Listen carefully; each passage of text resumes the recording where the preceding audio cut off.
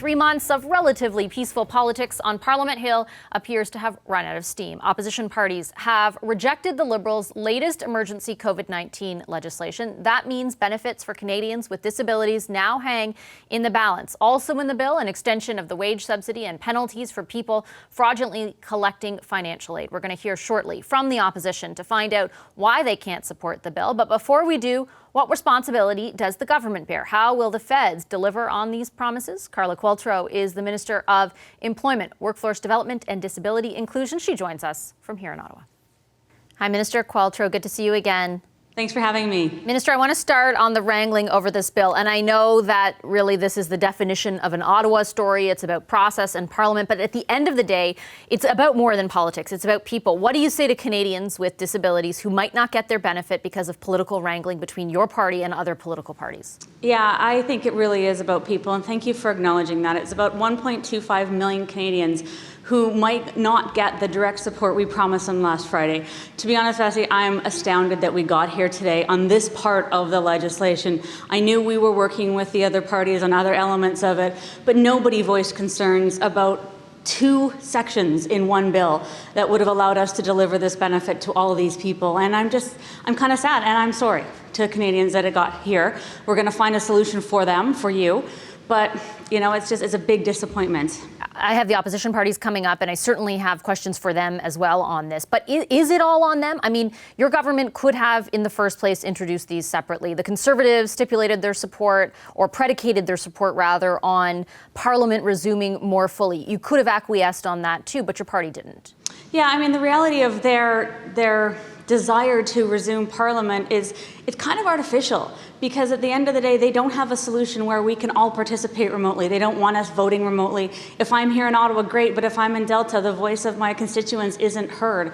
And so until we get a solution where we can all participate in every aspect, we kind of think this is the best that there is. And we're not prepared to compromise remote participation in order to kind of give the Conservatives what they want. Yes, this bill, absolutely important. And the reason why we suggested at the last minute to separate it is because we saw that we were struggling in the other areas, but nobody had any issue whatsoever with the disability legislation, and we could have just gotten, just like we did with the Accessibility Canada Act, all-party consent and moved on and delivered for Canadians. Yeah, like I said, I think that there are genuine questions for opposition parties on their positions here as well, but I think Canadians will have a tough time swallowing that your party is innocent in all of this. There are politics at play for your government too. You know, I take your point on what your criticism of what the Conservatives are putting forth for Parliament, but there are lots of Canadians who are asking for more accountability, and that could have come in other forms. There could have been longer negotiations there. Ultimately, we're in this position, due to the actions of not just the opposition parties, but your government. Well, I hear you absolutely on that, and I think we've been working pretty hard, and I can tell you I certainly have with my critics over the past 3-4 days to address their concerns in a number of areas, but it was never about the disability legislation, which is why it surprised me that when we came forth with, okay, let's just get this piece done. We know we haven't reached consensus on the others, and there is definitely political shenanigans going on all around. I just wish that people had dropped that for this, and they didn't. So let me ask you then about the delivery of that money. Is there a way to do it that does not include legislation? Well, this was by far the quickest, most efficient and effective way of doing it. Absolutely, we're going to roll up our sleeves. My mind is racing now. We had looked at other options. They all involved way more complicated mechanisms. Do we want people to have to apply? What does that look like? Do we work with the provinces and territories? This was so easy, and all we needed to do was have 2 tiny little changes to the Income Tax Act to let us share data, to let us take the data that CRA collected from the DTC so we can generate a list and pay people. And that's literally the 2 things this law would have done. And now we can't do it. So of course I'm going to find a way to do this. We're going to find a way. It just could take a lot longer. If it was so easy, respectfully, Minister, why didn't you introduce it in an earlier piece of legislation? Partially because of how long it took us to get to a solution that was based on disability community feedback, partially because we were analyzing our other measures and where the gaps really were for people with disabilities. This became the opportunity to introduce a bunch of important, but in some ways super straightforward measures. I mean, look at the Justice Bill. We know that we have these legislative timelines that we had to address, and businesses may go bankrupt because this didn't happen today. You know, the CERB, I'd say the CERB is the one that perhaps we could have dug in a little more and tried to work closer with opposition parties, but we tried on that too, I can assure you. You know, a lot of the stuff even in the CERB legislation today was in direct response to things that the opposition parties were asking us to do. I'm glad you brought that up, because I do want to ask about the portion of the bill that you know has received a lot of press, and that is around what your government plans to do on fraudulent claims. And I have to tell you, when I read the first media reports about the penalties that your government was hoping to introduce through this bill, it took me by surprise, mostly because of the interviews I've done with you, in which you were so explicit that the objective for your government was not to penalize. People would pay it back, but you were not interested in penalties. You have explicitly said that in interviews on this show. What changed? Well, and I remain very explicit and direct in saying that people who made honest mistakes, people who took a benefit or who got paid twice or who were on the wage subsidy at the time of CERB, none of that has changed. Those aren't the people that this is meant to address. Quite frankly, we heard loud and clear from Canadians, from opposition parties, that they wanted more accountability, that they wanted us to be able to penalize. We're talking about the case where people are going and frauding seniors into applying for this, even though they didn't earn any money last year. And like, there's systemic fraud going on. Now, it's minor, as I've said before. It's about 1% to 2% in Canada, so fraud isn't rampant. But if you have 8 million claims, you're still talking about a lot of people who might be involved in fraud. Those are the people we want this to get at. Wouldn't, though, the current laws that already focus on fraud cover people those people that you just described? Yeah, absolutely. So right now we have the criminal code, and there is an offense of fraud, and that would definitely be in place. Certainly before this ever came into effect, that was in play there. But I'm talking also about the administrative penalties that this allows us to impose, and the right to review that this gives claimants who might actually be subject to these penalties. That's a really important aspect of this. I guess I still don't understand, though. If the current laws would already penalize them for fraud, why would you go out of your way to create a whole new set of penalties for people in this instance, especially when your government in the past has said, we're not out to penalize, we're not worried about fraud? Well, I think that there's a fine line here. We looked at what had been done in the past and has been done for years in the EI system, and we tried to basically streamline or parallel that system, understanding, of course, that employers don't play the same role in CERB that they do in EI. So we had to change it a little bit, but we just really thought it was important to send a message to people, as we've been trying to send, that you're not going to get away with this. And in fact, we're going to penalize you. And I'm prepared to change how I've been talking about this in order to make sure that people who are taking advantage of vulnerable people. And these aren't vulnerable people we're going after. We're going after the people who are taking advantage of vulnerable people. Were you wrong then in your messaging previously? Because that has not really been the message from your government from the start. I'm not saying you ever said criminals would get away with this. No. But the Conservatives were asking you over and over again, what do you say about these fraudsters? And your government really insisted that it wasn't a big problem, that it wasn't something you needed to be this specific about. Yeah, and I think that the problem for me in the past has been really defending people who make honest mistakes, people who, because of maybe mixed messaging that they understood, were applying for they applied for EI and CERB at the beginning, or they might be on CERB and get their job offered, and now they're going to go on the wage subsidy, so there'll be overlap there.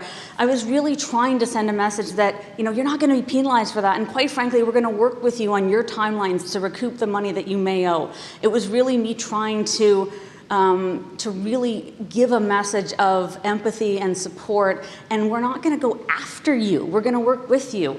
But that's not the message you're sending now. That's not the message this bill sends now. Well, that's the message I'm sending to the exact same group of people. To be very clear, what we're now saying though is there are people, and remember, this benefit is now 3 to 4 months old. So we're kind of getting a better understanding of what's at play here, what people are doing. I'm on a radio show in Saskatoon, and people say, I know this is happening in my city. What are you going to do about it, Minister? And I say, listen, if you're perpetuating fraud, that's wrong, and we're going to come after you. But now we actually have greater integrity measures in order to do that. Very quick question, Minister Qualtrough, before I let you go. When will your government let Canadians know what you're doing with CERB?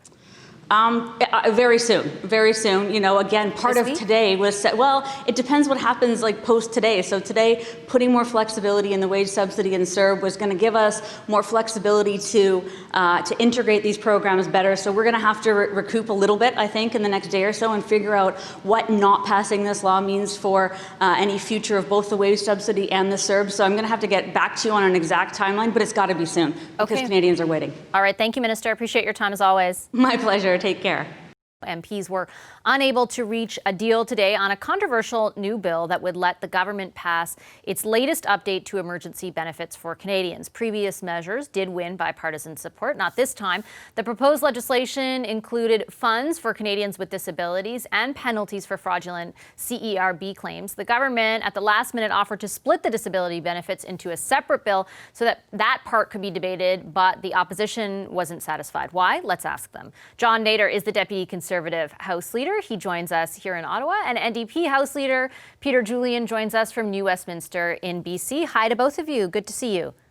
Hi, Patrick. Good to see you. I'm going to start by asking you both the exact same question that I started off with the Minister Qualtrough, at the outset of the program. I know that this story, you know, by its definition, could not be more Ottawa, more inside baseball, but it is about more than just politics. It's about people. Mr. Nader, what do you say to Canadians with disabilities who might not get their benefit because of political wrangling between your party and other political parties?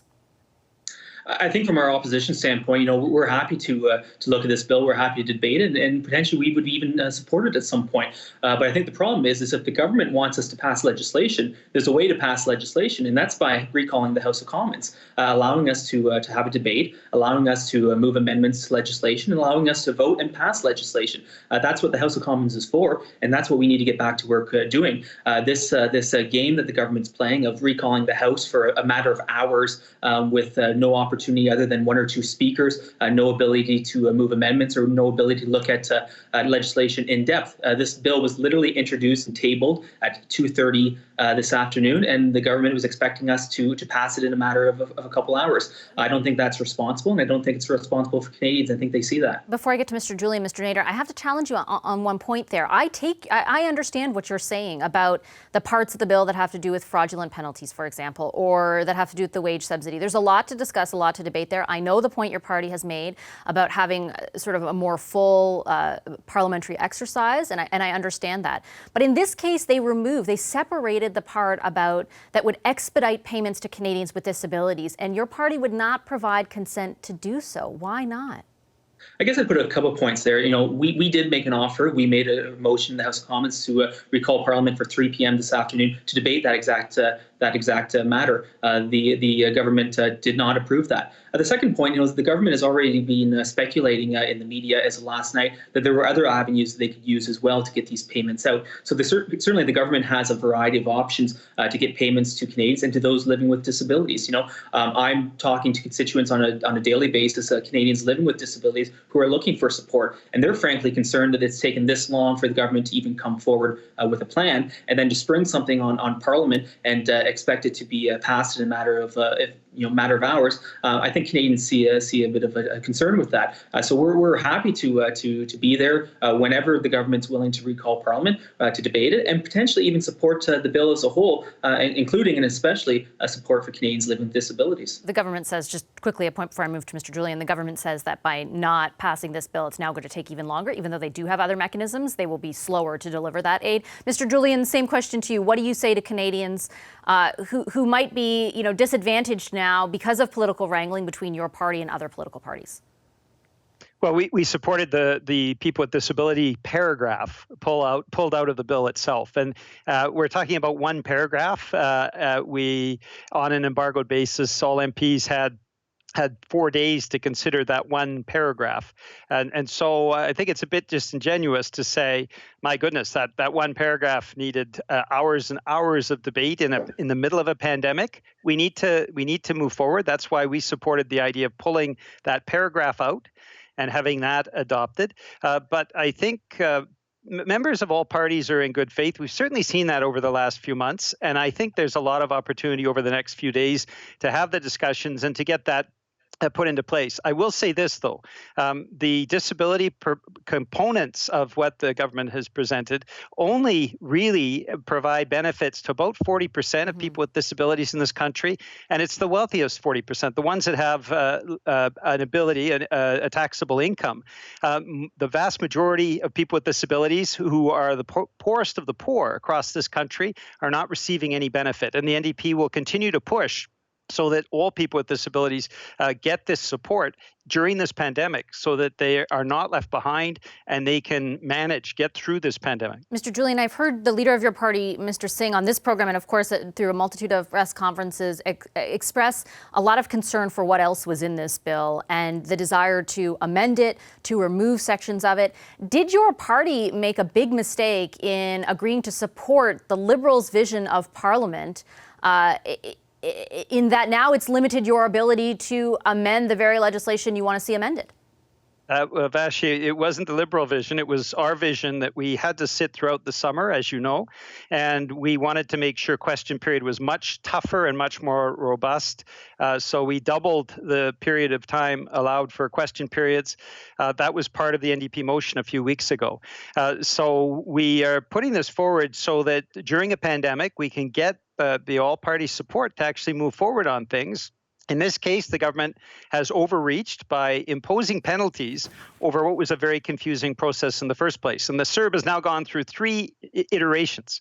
The criminal code already takes care of people who are deliberately fraudulent when it comes to CERB or any other government program. If somebody stole a social insurance number, the criminal code already governs that. So putting in place these punitive measures is a bit rich from a Liberal government that did accept the NDP motion a few weeks ago to make sure people were not going to be unduly punished if they had applied to the CERB and hadn't strictly met all the criteria. I want to try, Mr. Nader and Mr. Julian, to get to a bit of a bottom line for viewers who are watching and wondering what happens with legislation that hangs in the balance over the next week. Mr. Nader, is it the Conservative Party's position that unless the Liberals agree to reconvene Parliament, you won't support anything? I mean, I think that's been our position for a number of weeks now. We're looking forward to having the House of Commons resume with its full powers, but with a limited number of people in the House of Commons, respecting public health guidelines. You know, we've also suggested a number of changes to things like the wage subsidy, which is included in this bill. We'd like to see some minor amendments to that as well, so that it applies to more businesses. And we've also been adamant that the Auditor General's office should be fully funded at this time. So in the fact that Parliament isn't meeting regularly, we should at least have the Auditor General fully funded so that she can undertake the important audits of the massive amount of government spending we're seeing right now. So those are some of the key priorities we want to see happen. And obviously, ideally, we'd like to see Parliament resume with its full powers, but again, with limited numbers. I guess I just want to understand what you mean by ideally, because you just proposed a bunch of changes, for example, that the government could make to its legislation. But would you not even support that legislation should you see those changes if Parliament doesn't reconvene? Like, is that your red line?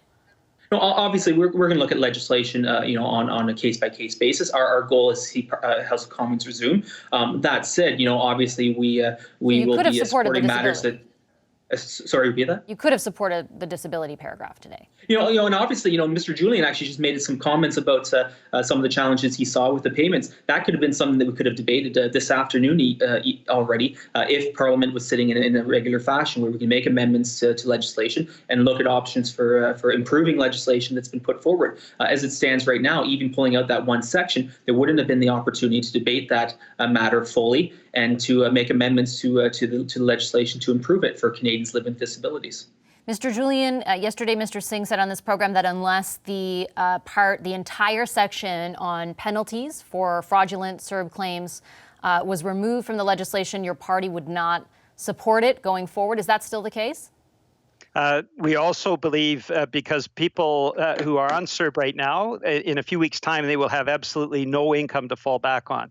And the pandemic is hitting its second stride, as you know, Vashi. In the United States, about half American states are seeing rising number of COVID-19 cases. So this idea that Donald Trump has that it's all over and let's just start up again is absurd. And so we need to make sure that those benefits go to people. We'd like to see that the CERB extended.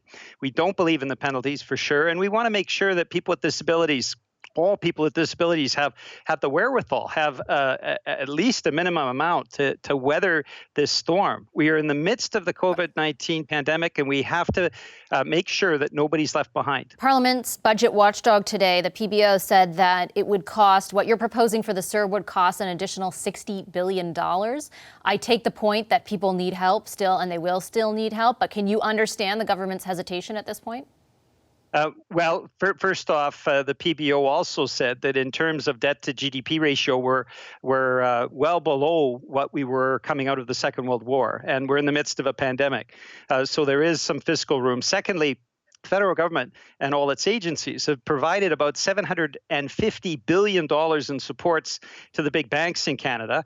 They haven't been asked to do anything to provide supports for people. And I certainly hear that in my riding all the time. So that $750 billion, I don't think was well spent. What we need to do is focus now on people. And that means making sure that folks have the wherewithal to weather the storm. And I think the wealthy lobbyists that want to have more federal government money will simply, it's not the time to provide supports to them. Okay, I'm out of time, unfortunately, but thank you very much, both of you, for your time this evening. John Nader is the Deputy Conservative House Leader, and Peter Julian is the NDP's House Leader. Appreciate it. Thank you. The minority Liberal government attempted to push through a bill today expanding COVID-19 aid. It didn't work.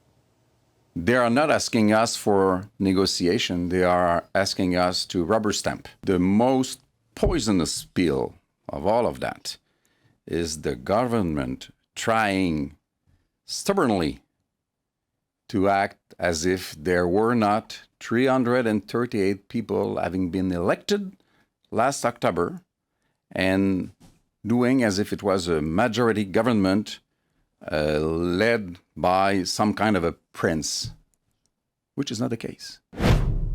Unlike the last 4 previous emergency pieces of legislation, opposition parties did not let this one sail through. It includes penalties for fraudulent CERB claims, but it also includes aid for people with disabilities. So what's behind the jockeying that took place today between the government and opposition parties, and does it signal the end of unanimous support for pandemic aid in Parliament? Time for the Power Panel to answer those questions. In Edmonton, Senior Advisor at Alar Strategy Group, Amarjeet Sohi, also, of course, former Minister of Natural Resources. Summa Strategies' Tim Powers is in Ottawa, as is Kathleen Monk of Earnscliffe Strategy Group. Hi, everybody. Great to see you. Hi. Hi, Vashi. Hi, Amarjeet. I'm not used to calling you Amarjeet. I'm used to calling you Minister Sohi, but it's a pleasure to welcome you to our Power Panel. And I will start with you because, I mean, this is one of those classic inside Ottawa stories, but I do think it has real consequences for a lot of Canadians who are depending on cooperation in Parliament to get help during this pandemic. Do you think this kind of bodes badly for all the parties, among public sentiment right now? Vashi, first of all, thank you so much for this opportunity, and also nice to meet Tim and Kathleen. I think this is very unfortunate. Seems like politics is back to normal in Ottawa at a time when everyone should be focused on people who need this support, whether they got their support through CERB or people with disabilities who have been waiting for this support for a number of months, or how do we reopen the economy back? So I think it's very unfortunate that that the desire that Canadians expected from politicians, which we have seen over the last number of months, where every party was attempting to work together, seems to be withering away with this piece of legislation. I hope that there will be some negotiations back and forth to accommodate some of the concerns from the opposition parties. But at the end of the day, people out there need this support, and these programs should continue. I think your screen just might have cut you off there, but hopefully we can get that fixed. Kathleen, as Amarjeet was saying that, I had this moment of deja vu because I believe it was with you and Tim.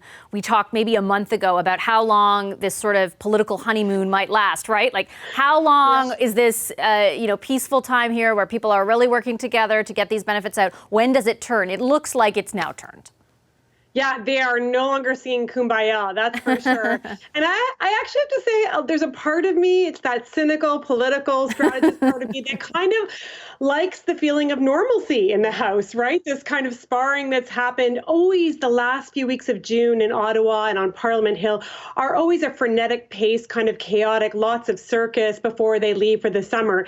And the last couple of days have really produced that for us, what we're watching. And I think we'll see more of it, these kind of antics over the next few days and over the weekend, because essentially the Liberals are going to have to choose who their dance partner is.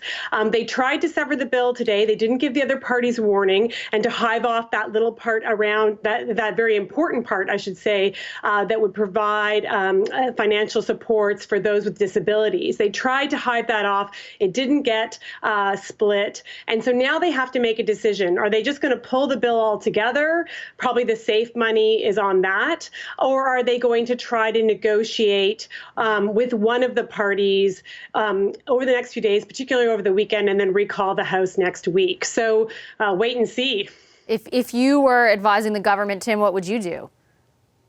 Well, they would never hire me, first of all. But look, I think part of this is deliberate. Let's not kid ourselves. The cynic in me, much like my partner Kathleen, is alive and well. It's not terrible for the government to have this political outcome for today. They can say, look, they're playing to some from a conservative and other background who like what they're hearing on potential penalties for those who've abused the CERB system.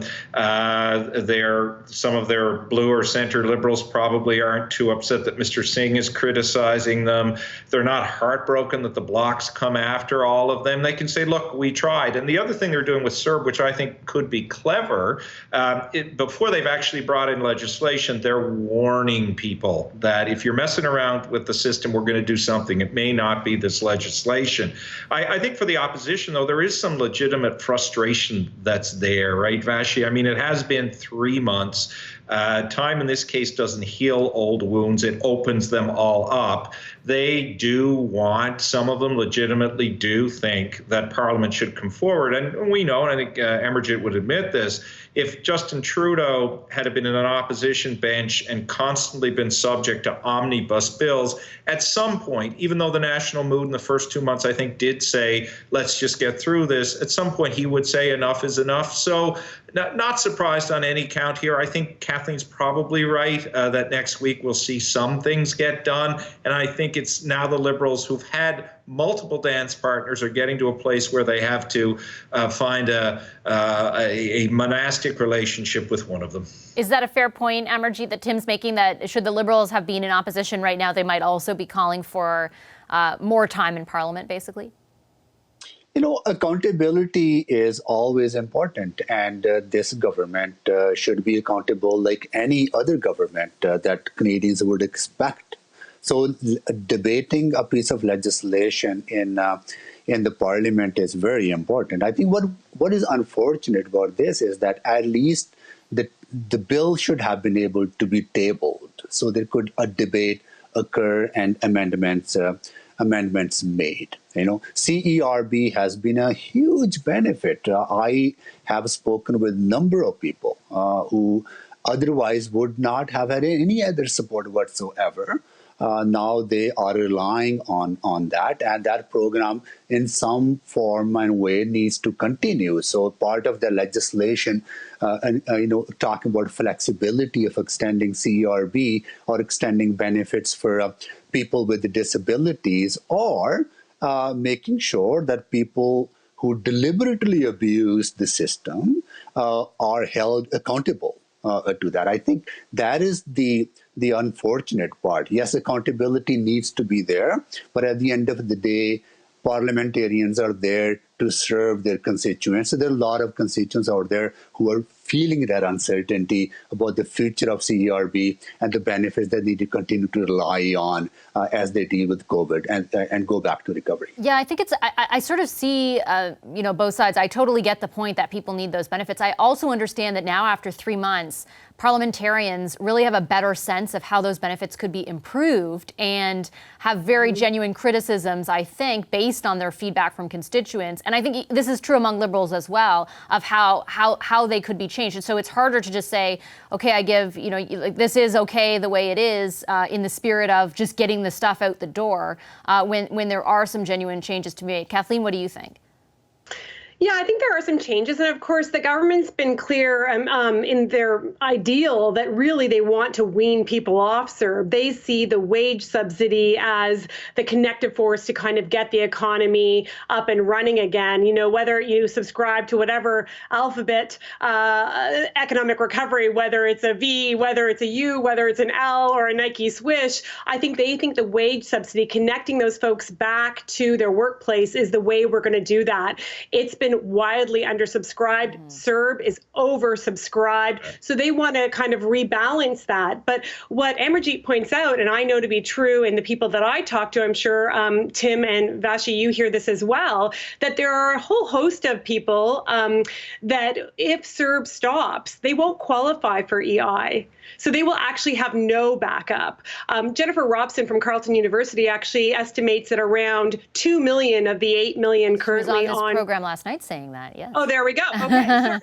It's a big chunk of Canadians, 2 million of them. It's a big chunk, right? So what do we do about them? So they have to solve that. We're up against a timeline. We know that a vast majority of those who are on CERB, their benefits will run out in the beginning of July. So this problem doesn't have a lot of runway. They're going to need to figure a way to solve it. Tim, the last word to you, and I got to say, I didn't understand really the Conservatives' point today when they were saying, we're not, I get their point on accountability and on Parliament coming back, but why not move forward on the disability portion? I get that there's some politics at play. The Liberals did it at the last minute, but it's one paragraph. It's important to get that money out. That part confused me. You're not alone. Maybe that'll be sorted out next week. And I think, again, the Conservative argument here, and I think the Deputy Whip was making it, or the House Leader was making it, that if you're here, you can sort some of these things out too. Maybe the right people weren't here to sort it out. But last point on CERB. Yeah, I agree with Kathleen and Amarjeet that, look, it's been an important program. It's $43 billion out the door, $3.5 billion a week.